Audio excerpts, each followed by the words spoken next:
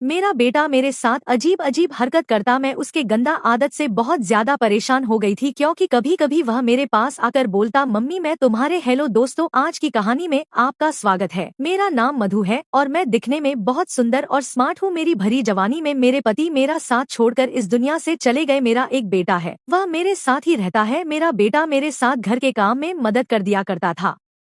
मेरे साथ काम करते करते कुछ ऐसा गंदा हरकत मेरे साथ करने लगता था, मुझे शर्म आने लगता था।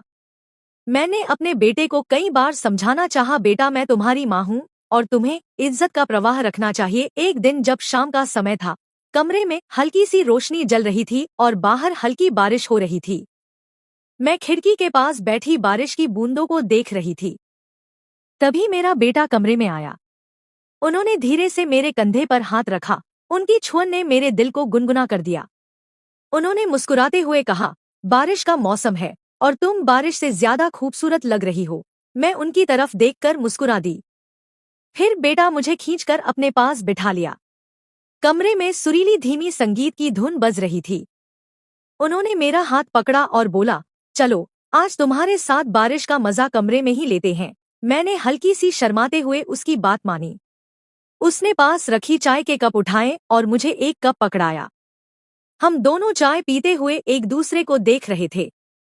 बेटा की आंखों में एक गहराई थी, जैसे वह मुझे अपने प्यार से सराबोर कर देना चाहते हों। फिर उन्होंने मेरा हाथ पकड़कर मुझे अपने करीब खींच लिया। तुम्हें पता है, हर दिन मैं तुम्हारे साथ बिताए पलों को और खूबसूरत बनाने का सपना देखता हूँ।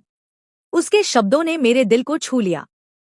हम दोनों ने उस शाम कमरे में अपने प्यार को महसूस किया, एक दूसरे के साथ समय बिताया, जैसे पूरी दुनिया उस पल रुक गई हो। वह रात हमारी यादों में एक खूबसूरत कहानी बन गई। मेरे पति के जाने के बाद बेटा के साथ बिताया गया पल खास था। एक दिन मेरे बेटे ने मुझसे कहा, यार मेरी प्यारी माँ, तुम्हारा गुस्सा तो देखा है, प्यार नहीं, एक बार मुलाकात तो कराओ। मैंने कहा ठीक है, पहल तुम्हारे लिए खाना लगाती हूँ। उसने कहा ठीक है। खाना खाते खाते मेरा तरफ गंदी हरकत कर रहा था, फिर भी मैंने कुछ नहीं कहा। मेरा बेटा मेरे सामने मेरी सुंदरता की बहुत तारीफ की। हम दोनों ने एक साथ खाना खाया। फिर मैं फ्रेश होने मैं बाथरूम में जा रही थी। मेरा बेटा मेरे पीछे पीछे आने लगा। उसे देखकर मैं डर गई। वो मुझे देखकर मुस्कुराने लगा। मैं उसे कुछ नहीं बोली।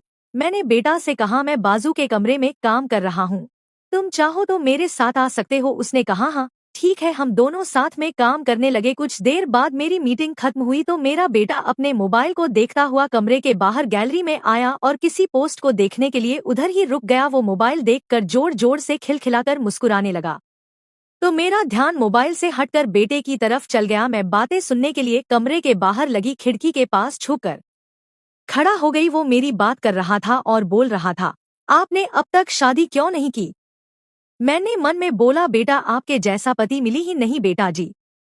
माँ, अरे आपको तो मेरे जैसी क्या, मुझसे भी सुंदर पति मिल जाएगा, पर आपको मेरे जैसी ही क्यों चाहिए? बेटा आप इतनी सुंदर हो कि आप पर मेरा दिल आ गया। माँ, ओह रियली?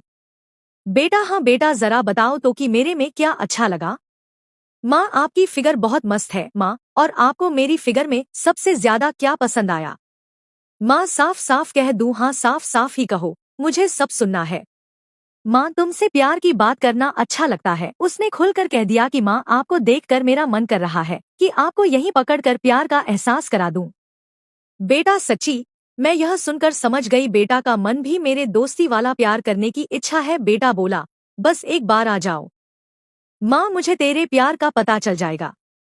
बेटा मुझे लगता है तू अभी ना समझ है, कुछ पता नहीं चलेगा, आप बस मेरे पास आ जाओ ना माँ। माँ मुस्कुराने लगी और बोली, हाँ बेटा, अभी 2 घंटा मीटिंग में लगेगा ही। यह सुनते ही मेरे बेटे ने मुझे अपनी गोदी में खींच लिया और वह चूमने करने लगा। मैं भी मजे लेने लगी। वे दोनों हाथों से पकड़कर बैठाने लगा। मैंने अपने होंठ पर काफी कसावट महसूस कर रही थी। तभी एक झटके से अलग होती हुई बोली, धीरे धीरे करो न यार, बातें कोई सुन लेगा। आज मीठे पानी में नींबू पानी का सेवन करने से ताजगी होती है।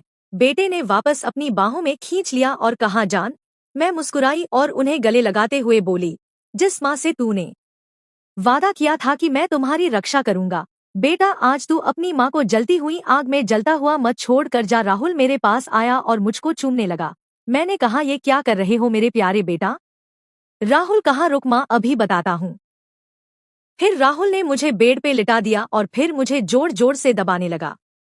मेरे हाथ पैर को उसकी मुस्कान लगातार हमारे हाथों में रगड़ी जा रही थी तो मेरी क्यूट माँ की प्यार उफन रही थी और मुस्कान पानी छोड़ रही थी।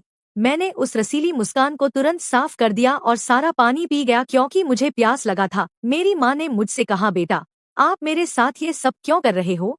मैंने कहा, मेरी प्यारी माँ, तू इस जवानी को क्या करोगी बचाकर? एक न एक दिन तो सब खत्म हो जाना ही है। तूने क्यों ना मैं ही तुझे सहारा दूं? बेटा ने मेरा मुंह दबा दिया और मैंने कहा, अपनी इस माँ को लड़ाई में मत डाल। मुस्कान बहुत दिनों से बचा कर रखी थी, सर से खून निकलने लगा था। मैंने कहा, बेटा कहाँ? हाँ मेरी जान, आज मेरी आखिर मुस्कान इसने बहुत तरसाया है।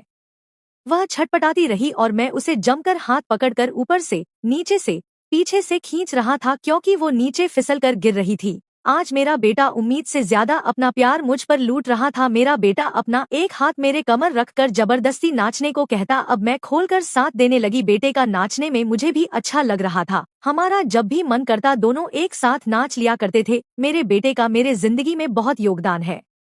दोस्तों, यहाँ कहानी आपको कैसा लगा कमेंट करके जरूर बताएं।